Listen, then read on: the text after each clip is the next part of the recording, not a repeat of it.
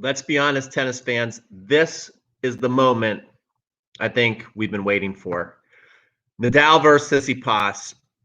Think that if you love tennis, this is must-see TV. I think this is going to be a great match, or at least I'm really, really hoping it's going to be a great match because stylistically, it's what tennis players really love. Let's think about some of the greatest rivalries of all time that people seem to really love watching. Okay, when I was growing up, the first big rivalry that people really wanted to tune into was Borg versus McEnroe. Why is that? Completely different personalities. You know, McEnroe fiery. He had the finesse, the touch.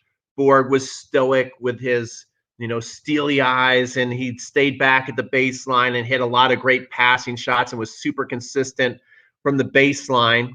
And then what happened in the 90s? What did we all love to watch then? Then we love to watch Agassi versus Sampras. You guys remember that? Agassi versus Sampras? Awesome. Why did everybody love to watch that? Well, think about it. Agassi, always awesome from the baseline, super solid, amazing ground strokes. And then we had Pete Sampras attacking, always challenging Andre to come up with the next passing shot. Big serve and volley game. Then we know what we've loved to see. There's a lot of great tennis players in the 2000s, but our favorite of all time is Nadal versus Federer. And why is that? Because, again, the styles are so different, so interesting to watch. Nadal with his grit, his determination, his heavy topspin ball attacking that Federer backhand. What's Federer going to do? How many winners is Federer going to hit? His serve values, drop shots, that flying all over the court. We love it. We love it. This is what tennis players love to watch. And so this is what Tsitsipas brings to the table tonight. And it's going to be a lot of pressure to see if he can stand up to that Nadal buggy whip, massive topspin forehand. I think that's what this match is going to be all about, because we know Tsitsipas is playing well. We know Tsitsipas is playing well. We know Tsitsipas believes that he can win this match, that he can win this tournament. He's made it very clear that he thinks he's playing pretty well. And for years now, he's also been saying, hey, someday I want to be number one in the world. I want to win Grand Slam titles. This is why I'm playing. So this is a huge opportunity for him.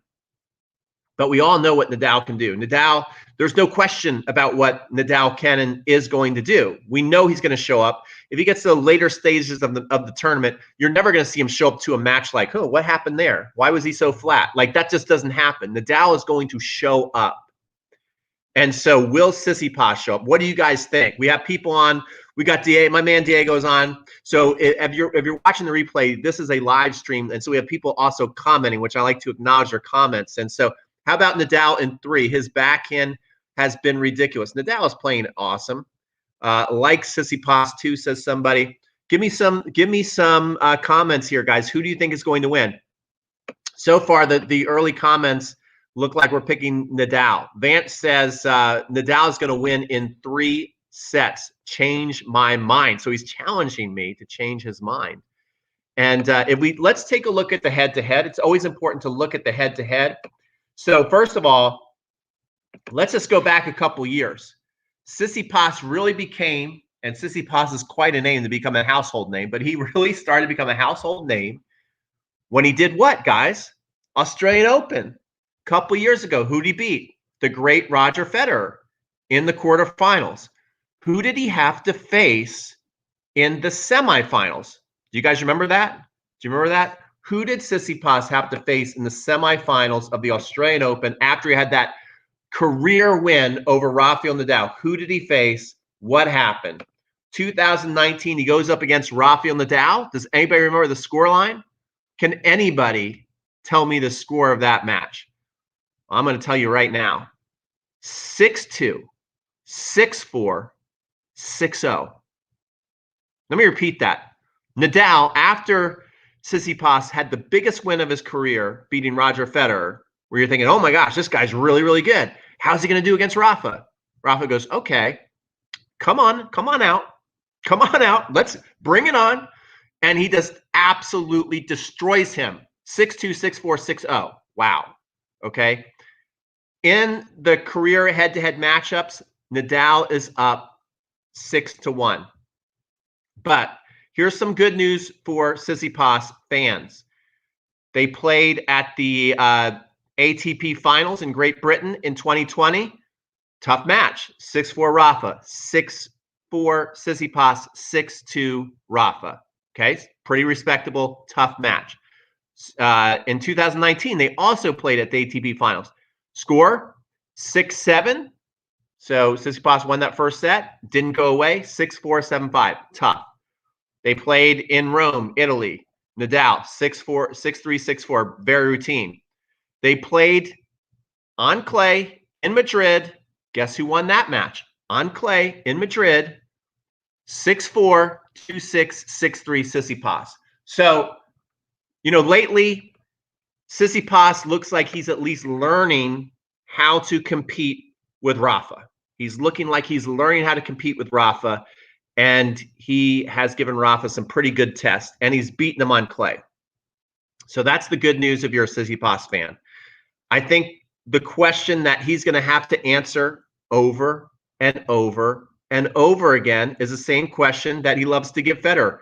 How do you want the next shot to go to your backhand? Would you like another high backhand? Would you like another high backhand? Would you like another high backhand?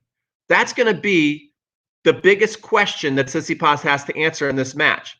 Hey, what would you like next? How about another high backhand? Like, that is just the formula. When Rafa plays a righty with a one-hand backhand, they're going to have to hit a million great one-hand backhands. They're going to have to come over the ball on the high shot. This is very, very hard to do. So ordinarily, you would think a faster court might favor Tsitsipas, but I think, if Rafa's really ripping that ball, if he's really getting the RPMs on the ball and the ball's really kicking up fast to that backhand high, Rafa could easily win in 3 sets. This could be where we're all excited because we know that stylistically it's exciting and we know both players are playing well. And maybe Rafa, though I think the question mark's becoming a little less and less every day, question mark about the back, but I don't think it's going to be much of one. But we know Tsitsipas, one of the best players on tour right now, playing very well. It looks like he's peaking at the right time. So this is an exciting match to get pumped for, to set your alarm clock, make sure you don't miss it. But it could be blowout city. If anybody's going to blow out the other player, all I'll say is this: I don't know who's going to win, but Tsitsipas will not blow out Rafa Nadal. I don't see that happening. Does anybody here think I'm wrong on that? Do you think Tsitsipas could blow Rafa off the court? I just don't think so with that matchup. I don't think this is a good matchup. Tsitsipas certainly is capable of beating every single player in the world. He's that good. He's capable and should and will win a Grand Slam one day if he stays healthy. But I think if you were to just go through and have a big hat of tennis players and say, Tsitsipas, who would you like to play next? He's not happy if he picks Rafa out of the hat. He does not like this matchup. I don't think anybody with a one-handed backhand really likes the match. I mean, who likes playing Rafa? No one likes playing Rafa. But I think if you're to ask any of the players who would maybe say, I don't mind playing Rafa, it's the people who have a two-handed backhand, who are taller and like the ball coming up high. That if they're on fire, they don't mind Rafa's ball as much. But his ball's a nightmare for one-handers. It is a nightmare. Okay, let's read some more comments. How many high backhands, Rafa? Yes, yeah, that's right, Vance. Let's see. Young next-gen players consistently break down in bigger events and tight situations, except for Medvedev. I completely agree with you. Rafa is going to dominate Tsitsipas, says John. Diego says Tsitsipas should watch how Wawrinka played Rafa in 2014. That's a very good point. But one thing that I will say is that Wawrinka, although didn't have the career that Federer had or many players had, he had a great career, one of the best one-handers of all time. But the high backhand never really bothered Wawrinka, okay? Most one-handers, even if they're amazing players, you can see when somebody's able to really attack their backhand, get them in the corner and have to make them hit a lot of tough one-hand backhands come over the ball. Most players are going to break down a little bit. Wawrinka, never bothered him. High backhand never bothered him. He's one of the only players I can think of to where Rafa's high ball to the one-hander, not really an issue, not really a problem. Rafa had to do other things to beat him. He just couldn't run that one play, that one predictable play of hit every ball as high as you can to Stan's backhand. Stan doesn't mind that at all. He's just stronger up there. He likes those high balls. Very different, very different.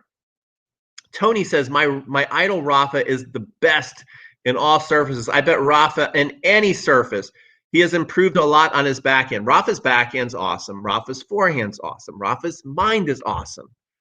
Rafa's serve is getting better. His back is getting better.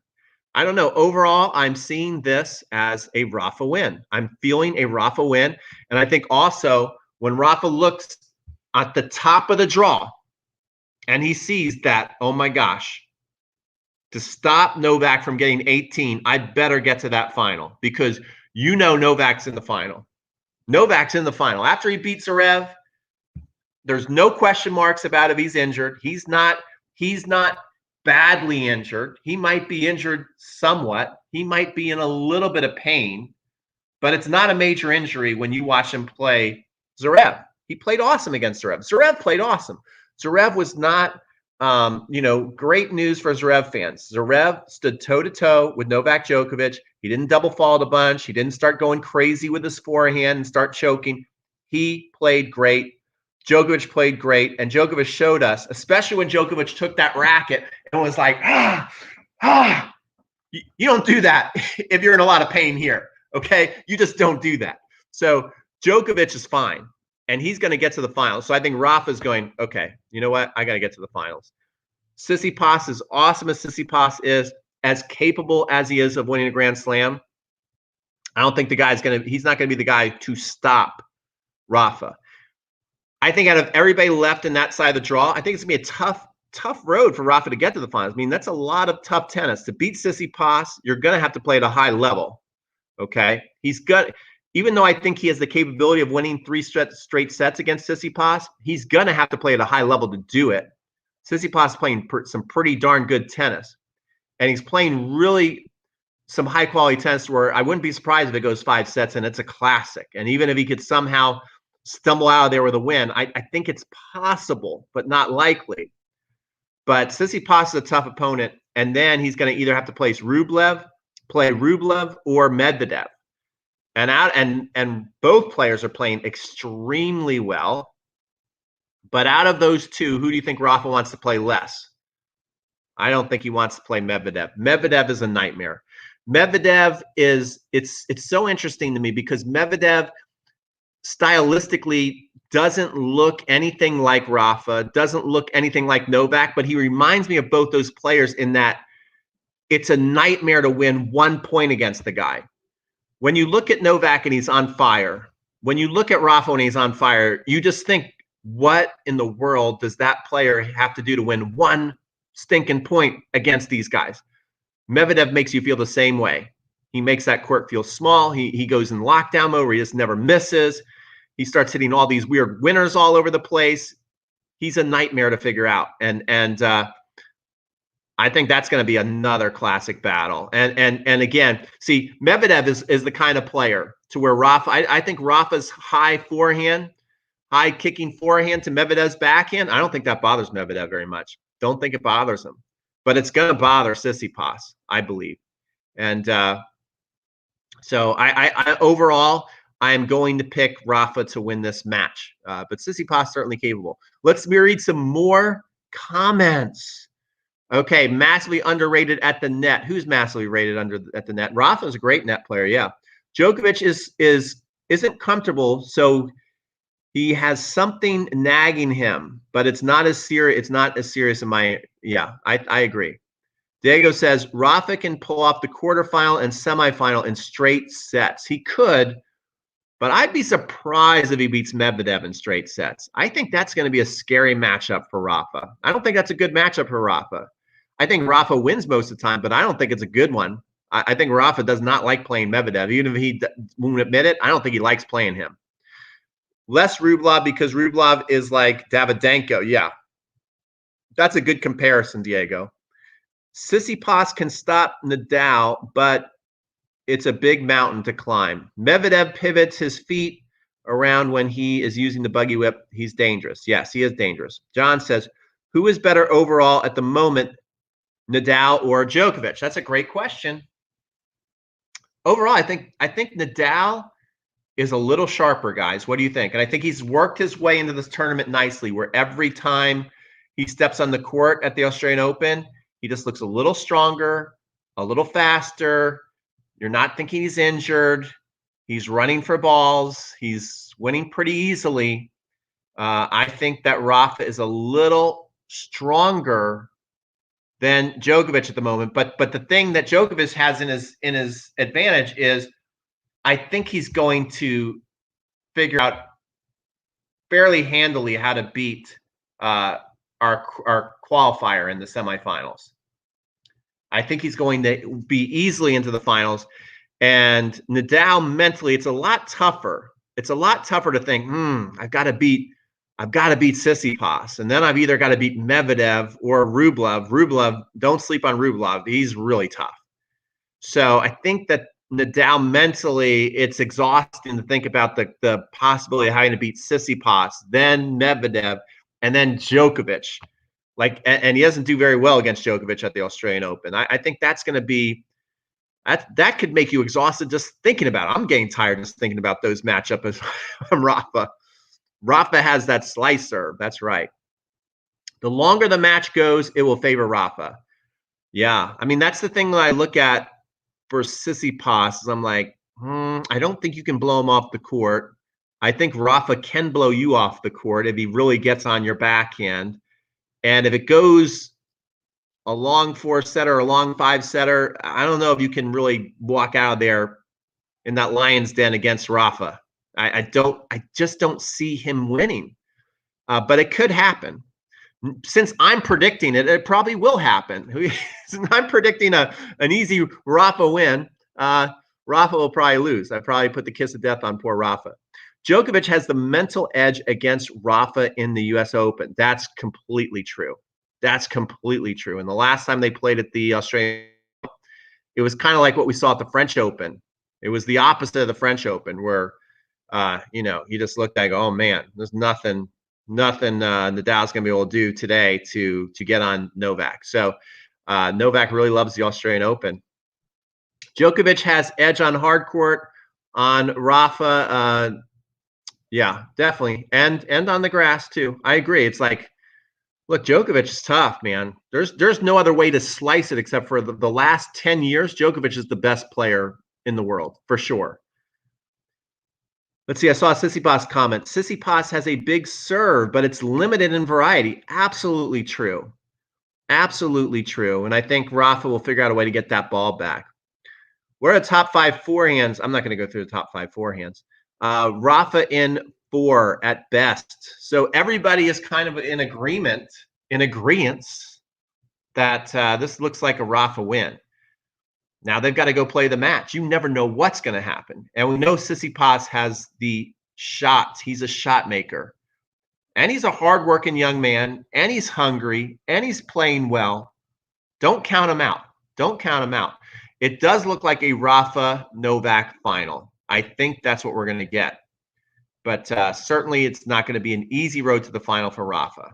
It's tough to beat who he's got to beat to get there. So I think he's got a little easier road right now to the final. No, I'm tougher road. Sorry, I made a mistake there. I was looking at Novak's name there. Novak has an easier road to the final than Rafa. Rafa has more experience than Stefanos. Well, that's the biggest understatement going. Rafa has a lot more experience than Stefanos. Give this video a like, guys. Diego, thank you. That's right. Guys, like up this video. We got in. Well, let's talk a little bit about the ladies. They'll be coming up in a couple days. Osaka versus Serena. That's going to be a big heavyweight matchup. Who are you liking there? Serena made a big statement against Halep. I mean, I think Serena all of a sudden definitely put herself as the favorite to win with that match. Although she had a little weirdness going on in the beginning of the second set, she all of a sudden is getting tired and losing her legs, and she was looking at her box saying, "What's going on? What's wrong with me?" But then all of a sudden, out of nowhere, she just put the absolute beat down on Halep and made it very, very routine. Although there was a big concern there in the very early stages of the second set. And overall, I think at this point, Osaka has the power and the speed, which I think right now Serena has the power, getting a little bit of speed back, but she doesn't move around the court near as well as Osaka. But Osaka, that's her idol, that's her idol. She might feel bad. She might not want to win. She might not want to beat her idol, Serena. You never know there. So still rooting for Serena. Serena looking for number 24. Yeah, I mean, Serena's just so close. We got to get her to 24. She's got to get to 24. How about Dimitrov ousted by the Russian qualifier? Absolutely. But poor Dimitrov, if you watched him walk off the court, he could barely walk. He was very badly hurt. Now that's injured. He's seriously injured after that match. In the Zverev match, Novak missed more backhands than usual. Yeah, he did kind of miss a little more than usual. Maybe his backhand went, but I mean, remember, Zverev hits the ball hard. Zverev played very well. That match to me was just streaky in a good way. Some streaky matches, like, oh, one player's just kind of like going on a walkabout mentally and they're making a bunch of unforced errors. I didn't really see that. I saw that Novak would step up his game and get a lead, and then Zverev would come back and he'd step up his game and get a lead, and it looked like a lot of high quality to me. I thought it was a very good match. So I think Djokovic is going to be fine to play. I don't think injury is going to be the issue. I think it will be a good road to the finals for Novak. I think Novak's going to play well in the finals, and I think it's probably going to be Nadal. If I had to pick, if you're like, Pete, who's in the final? Novak's in the final. Nadal's in the final. And if I had to pick somebody else who could maybe make the upset, I would pick Medvedev. Wouldn't be surprised to see Medvedev there. And Medvedev can frustrate Djokovic. I mean, Medvedev's scary when he's on. He's downright scary. I watched Medvedev play Djokovic at Cincinnati. Djokovic played very well, and he just looked frustrated. He's like, damn. No, I mean, it's weird when you see somebody like Novak, because kind of like looking, going, what do I have to do to win a point against this guy? That's how good Medvedev can be. So Medvedev looks hungry, scary. That's right, says Diego. Yep.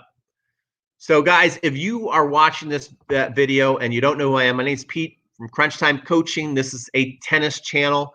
I love to come on when big tournaments are going on and share my thoughts with you guys and hear your thoughts, and also love to coach you guys. So if you play tennis, we all know that the serve is a huge important factor in tennis. And so I have something that I am getting ready to run next week where you can sign up right now. It's called the 7-Day Serve Challenge. I actually call it the 7-Day Serve Obsession Challenge, because what we do is we get obsessed with your serve for 7 days. It's free training. You get free video lessons on how to improve your toss, how to learn how to hit a kick serve, how to hit a slice serve, which is my favorite serve to teach, how to hit a serve over 100 miles an hour. We teach you that inside the 7-Day Serve Challenge. It's free to sign up. You get free 48-hour access. You can also purchase lifetime access to it. And I am also there on the other end if you want to send a video of your serve and us talk back and forth, as well as you can win cash prizes. It's pretty awesome. So definitely go to 7-Day Serve Challenge and sign up. And I'll be back a little later. I'll be back a little later. Oh, all right. Vance signed up. Is that what you're saying? Or Sarah Ryan? Sarah Ronnie. Oh, I don't know what that means. Vance, did you sign up for the 7-Day Serve Challenge? Is that what you're trying to say? Or you want us to talk about Irani all of a sudden? I would love it if Rafa won this in 3, says Ollie. Ollie wants Rafa out of there quickly so he can rest against. I know what he wants. He wants Rafa to be rested for Medvedev. It's going to be a blast. What is this? Did you just give me $100? Diego, what is this MX 100? I've never seen this before. Diego, did you just give me $100? Am I seeing that right? I've never seen this yellow thing add up. Wow, that's pretty awesome. If you did, even if you didn't, I don't care. I mean, it's very nice. It's very nice. If you did, I really, really appreciate it. But I love you either way, Diego. Thank you so much. So, guys, I enjoyed this. It's going to be fun. The challenge is going to be fun. 7-day serve challenge. I'll be back a little later. It's like $9. Okay, $9. Okay, I'll take $9. He's laughing his ass. Okay. Okay, I've lost my train of thought when I saw like $100 come through. I got so excited. But anyway, I'm going to be back a little later to talk about Medvedev versus Rublev, because I think Rublev deserves more love. The guy is playing outstanding tennis. He's not getting enough press for as good as he's playing and as good as a player he is.